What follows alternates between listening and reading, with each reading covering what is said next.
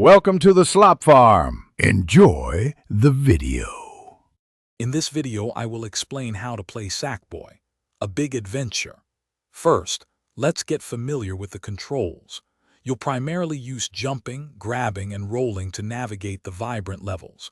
Your main goal is to collect Dreamer Orbs, which are essential for progressing through the game's 5 main worlds. Keep an eye out for hidden areas and secret paths, as they often contain valuable collectibles and power-ups. Mastering these fundamentals will set you up for a fantastic adventure. Sackboy's movement is key to success. A simple jump is good, but a double jump will get you to those trickier spots. Rolling is not just for speed.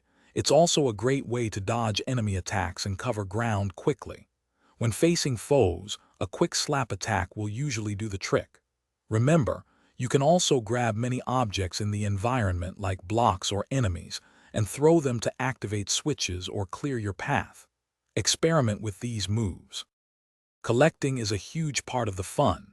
Dreamer Orbs are your primary objective, with around 15 to 20 available in each main level, and you'll need a certain number to unlock new worlds.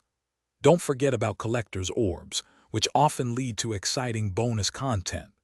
Throughout your journey, you'll also discover countless costume pieces, allowing you to personalize Sackboy with thousands of unique combinations. Aim for high scores to earn even more fantastic rewards and show off your skills.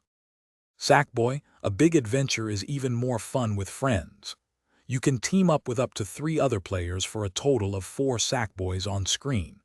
Many levels feature special co-op puzzles that require teamwork to solve, so communication is key. For those who love a challenge, the Knitted Knight Trials offer fast-paced, competitive courses where you can test your platforming prowess and aim for the top of the leaderboards. Don't hesitate to revisit levels to uncover every last secret. Thanks for watching. Consider subscribing if we helped you today.